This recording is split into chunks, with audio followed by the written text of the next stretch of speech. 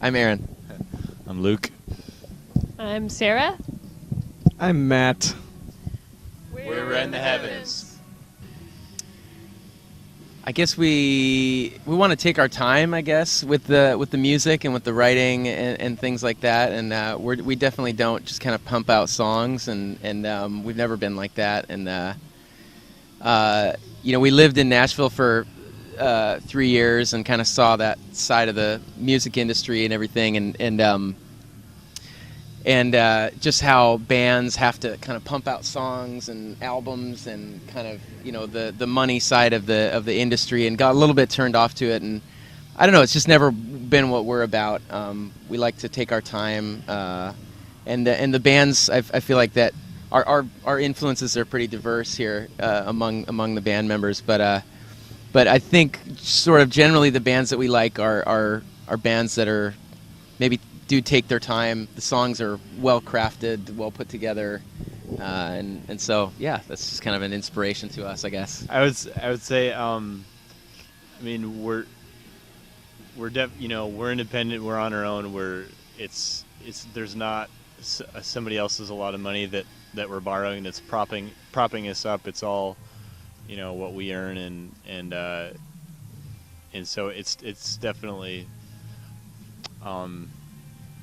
it's kind of a slow build and more from the heart that way, I think. Well, I think we're a worship band, so I think it's important for us to actually be worshiping, and it's about God. It's about being lead worshipers, like not just standing up there and trying to be cool, but actually worshiping God and paying attention to what we're singing about and what we're playing about. And I think if it's real to us, it'll be real to the people who are watching, and hopefully they'll be drawn into worship as well. Well, I don't think we think of ourselves as any better or anything like that, obviously. But I think our music is all just it's meant to be us, us to God, and then hopefully it's drawing other people in and encouraging them to connect with God. That's the whole purpose of it is like that connection, and so it's great if we have the connection going this way, with the people and whatever. But really, what we're trying to do is connect ourselves with God. So when we're singing, that's who we're talking to. That's who we're singing about, and we hope that that the rest of the crowd's doing that too. That's kind of our goal or whatever. And yeah, I mean it can. I mean, worship isn't a style of music. Definitely, I mean it's not a genre. I think it's just a heart thing. You can be playing hardcore music, and if people are into it and it inspires them to connect with God, then great, or whatever. But yeah, I think that's what makes worship music unique, in that way. It's not just on a human level, I think it's great. I remember going to music festivals growing up and everything, and I think it inspired me to want to play music. And I think these young kids who are maybe doing music and want to be up on the stage one day, I think it's inspiring to them to be able to just hang out and all the bands are just kind of walking around and everything, for these kids to just meet bands that they listen to and that they like. And I don't know, I think it's awesome that they do this. So yeah, we're definitely a sort of a smaller slice of the population at this particular festival, which is kind of cool. Being able to show up and sound different, maybe people will remember us. Maybe less people will hear us, but more will remember us. I think maybe a bigger festival, maybe with more money. A lot of times, yeah, you have the blocked off backstage area, and a lot of times the artists won't even really come out and hang out with the And once you get to a certain level, and I don't know that you have to do that, but I think that that's the cool thing about a smaller festival is the kids get to just hang out with the bands and I don't know, it's just mellow up here too. The Northwest is just like a mellow it's a mellow vibe, and it's good. Yeah, so we like it.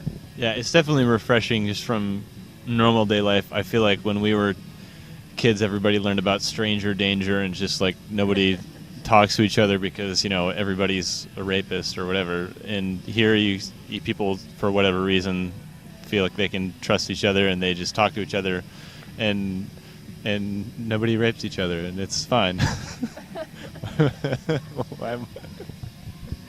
That's a key phrase. Yeah. I hope not. I like this festival because nobody rapes each other. Why did I start talking about that? New album.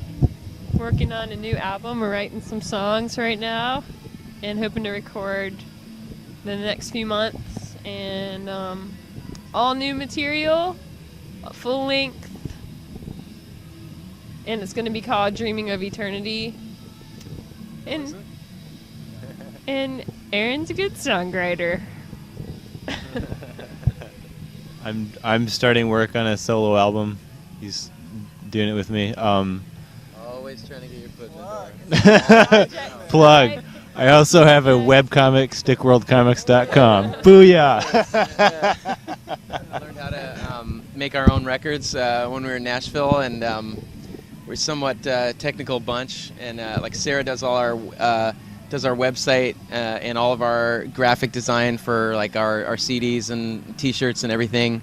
And then Matt's like a live sound guy and does that a lot, and so is kind of on top of things for when we're playing out live, and he does that for other people too. And then I do recording stuff, and that's what I did in Nashville. And all our records we just made ourselves, and getting better at it hopefully, and just plan on just kind of doing this one again ourselves. And Luke knows a string quartet that we're hoping to possibly hire to be on the record too, and we just want to take our time with it. And I think if you write a song and you think it's good, I think it's worth taking the time to get it, to make it great, to make it really great. And I think a lot of times people have an idea maybe for a song, and I've done this in the past, and like you have an idea for a song and you just kind of, I got to get it out, I got to record it, and you sort of record it, and you just put it out, and you don't maybe give it the thought that you should, and so we kind of want to give the songs the royal treatment and make them just as good as they can be, and just take our time with the record and put something out that hopefully isn't just gonna last like 1 year, but that people will still be listening to in like 10 years and 15 years, and I don't know if that's crazy to hope that, but that's really what we want, is for the music to kind of stick around and be around for a long time. So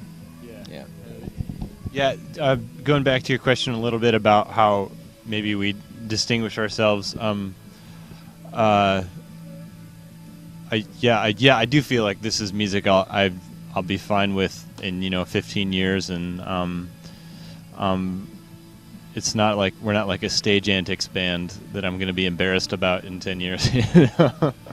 So yeah, I appreciate that. That's part of the reason I joined.